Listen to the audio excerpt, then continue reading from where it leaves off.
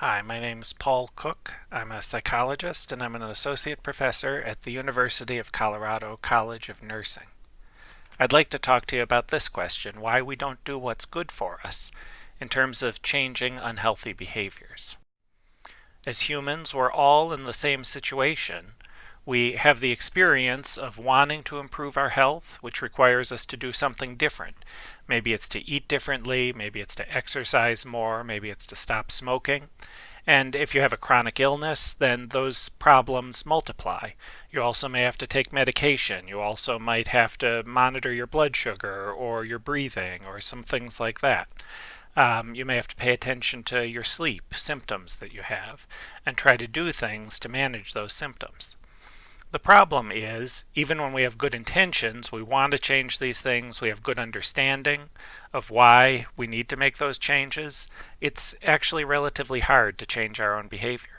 And if you're a healthcare provider, it's even harder to help someone else change their behavior. So a lot of the things on this slide are things we would do naturally to try and help people make changes, like try and make them afraid of the things that might go wrong if they didn't make changes.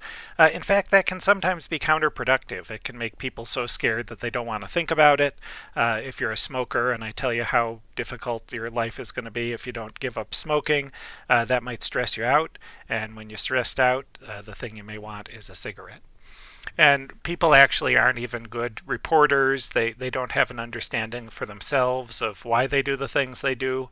Sometimes they can't even tell you accurately what they have done. They may not remember how they slept, how they felt, how they ate over the past several days, even if they have a desire to tell you the truth about those questions.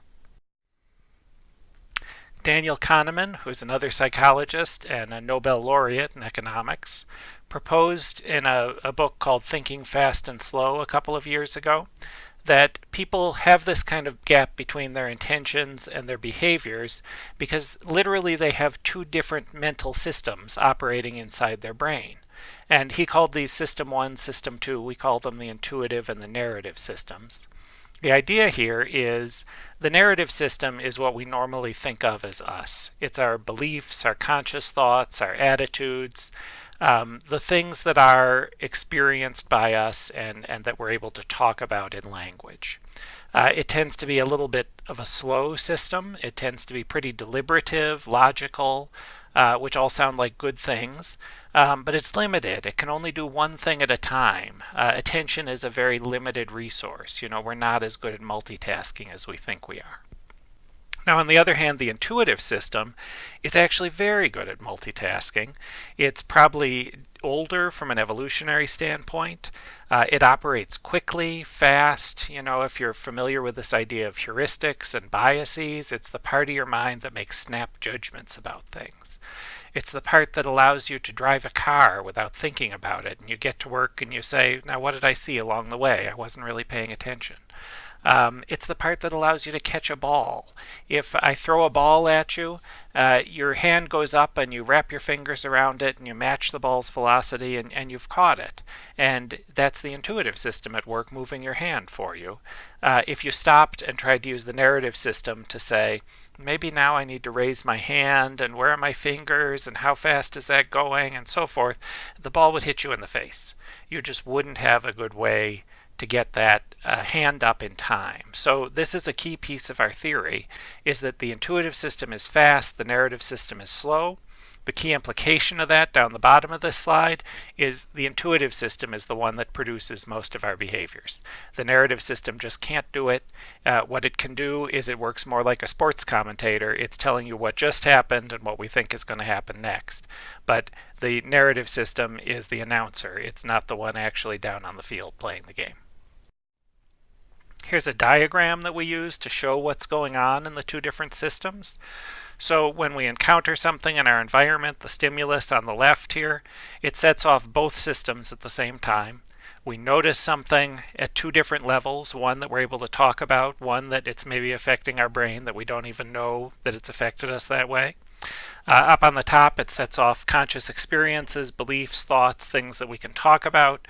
And over the long term, up on the top right of the diagram, those lead to narratives, which are our sort of enduring beliefs, our ideas about the world, about ourselves, about other people. Down below the line is the more immediate thing that's happening, which is the fast system. The intuitive system is also set off at the same time. And that produces automatic responses. Our pulse rate elevates, our breathing gets quicker. It maybe sets off some habits that we've learned in the past from other situations. Our mind knows what those situations were like and what we did and what the consequences of our actions were. And over on the far right on the bottom, you've got this kind of black box that is a strategic evaluation. And from a behaviorist perspective, this is the part of the mind that responds to operant conditioning, where behavior is selected by its consequences. So someplace, not consciously, not something we can put into words, our mind is making an evaluation, and these little gate lines are showing that it takes into consideration these other things, but the gate could be open or it could be closed at any given time point. So it's based on how we're feeling at the moment, it's based on what our habits are and our past pattern of responses, and it's also based on the narratives, which are sort of this imagined what might happen, what we believe would happen in the future. But it's, again, very much not conscious. It's a automatic, fast, nonverbal sort of decision-making process that's happening totally below the line in the intuitive system. And on the far right, that's what generates the behavior.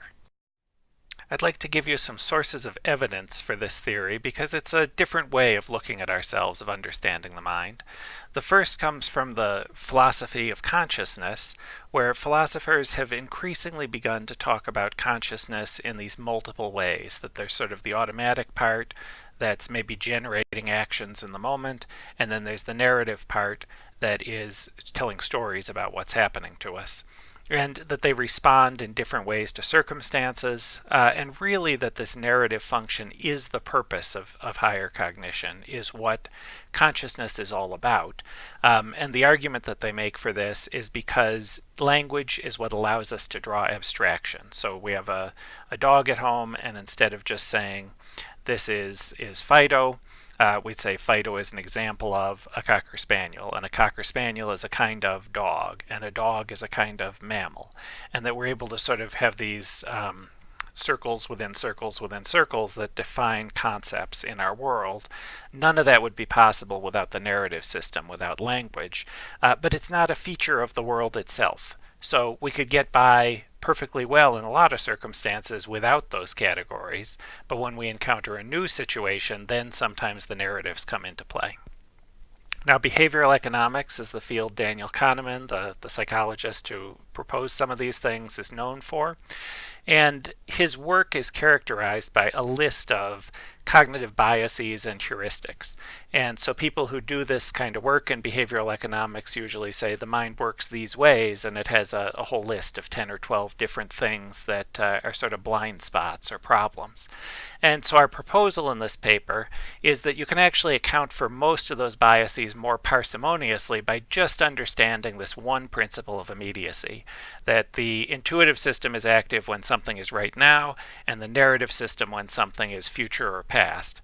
And so an example of this is the difference between WTA, willingness to accept a future consequence, which is something like how much would I have to pay you to put a toxic waste dump in your backyard? And normally that's a very, very high number for most people, versus willingness to pay to remove the problem, which is your experience right now. So you have some cash, and how much of it would you be willing to pay me to remove the toxic waste dump, which is right here? And often that's much lower. So the willingness to accept is about the future, so it's narrative system. Willingness to pay is about how things are right now and the money you have in your pocket, and that is intuitive system. And so the fact that one is temporally not right now and the other one is right now can explain that finding. And so we walk through in the paper some of the ways in which other key findings of Kahneman's prospect theory could be explained by this one relatively parsimonious rule. And then in symptom science and healthcare, we see much the same thing, that when we're asking people things about their experience that are based on imagery, we get a more concrete, immediate response. So it's the intuitive system versus asking about the best or the worst experience you ever had. The same when you ask people on a survey, how do you feel right now for 7 days? You ask them at the end of the week, how did you feel on average over the week? Those two numbers ought to agree, and the problem is they don't. You're hearing from two different systems with those two different kinds of measures. This diagram shows where some of these systems might live in the brain. So the narrative system is pretty clearly a newer system. It's higher cortical functions and really connected, not based in, because really all these things are distributed throughout the brain, but it's important that you have a prefrontal cortex if you're going to have a narrative system. So the narrative system has important connections to the motor cortex for actions, to the amygdala. It's probably having an inhibitory function where it's stopping you from taking certain actions that your emotions might trigger. It's connected to the thalamus, which is an attention resource, and the hippocampus, which forms memories, your declarative memories, knowing that you know something that's in language. The intuitive system is generally lower brain stuff, like this area here, the nucleus accumbens, which is the dopamine-based reward center in the brain. The amygdala again shows up, that's the sort of immediate fight or flight response. The striatum is this sort of area around the middle of the brain that's involved in initiating action. It's probably procedural memory, being able to do something rather than necessarily saying how you did it.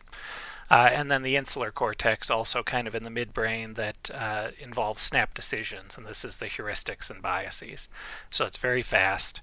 And then just of interest, in between them is the cingulate cortex. It's a real low area of the cortex, and it may be linked to conscious experience in studies. So then finally, mindfulness is a growing area of science, which is focused on how you use attention, which does seem to be under conscious control. You know, you can't necessarily control your behavior, but you can maybe control what you pay attention to consciously. And there are some key limitations in the mindfulness literature right now, that procedures are not standardized, that measures are not standardized, they may not be measuring what they're supposed to be, and that it's not really well tied to a cognitive neuroscience model. So we think some of the implications of two minds theory are that it may give us a better basis for understanding really what mindfulness is and why it works and how it might help us to change behavior. So that's kind of exciting. It's an area of the research that we didn't initially set out to explain, that sort of came in as we were understanding more about how the two minds work. Recommendations for research. This is a different view of human nature, and so it's going to require new research methods, really looking at people at the level of their daily experience, and that could include surveys, sort of your immediate experience, how do you feel right now, instead of the on average, how did you feel, because those don't agree. It could include sensors, so that's a real exciting new area facilitated by technology, where we could start to measure some things about people like heart rate variability or breathing that might tell us some things about their experience that they're not even consciously aware of or able to articulate in language themselves. Maybe physiological kinds of measures as well, especially as we get to multiple measures of a person throughout the day and looking at those sort of immediate variations in experience. And so, of course, these things are going to require more advanced sort of statistical techniques than if you just had your one measure of each person pre and post treatment and did a t-test on that. That kind of model is not going to be sufficient for the kind of intensive within-person longitudinal data that these new research designs will generate. And finally, some recommended interventions. We walk through in the paper several different ways you might be able to intervene to help people change their behaviors. None of them involve teaching. None of them involve trying to convince somebody, because that's really just about the narrative system. And the narrative system will give you some intentions and say, oh yeah, I agree, that's a good idea, but it won't necessarily carry through. So these are some suggestions in the paper about ways to engage the intuitive system, maybe use the attentional focus piece of the narrative system, maybe get the two systems to talk to each other, to work together and sync a little bit better. And if you do use the narrative system to focus it on more imagery or social consequences, things that the prefrontal cortex seems to be particularly good at. So again, this is me. I'm the first author on the paper that appeared this past year in Nursing Research about two minds theory, and I'm very interested in hearing from you and exploring some of the ways in which this theory might allow us to understand healthy behaviors and behavior change in some new and exciting ways.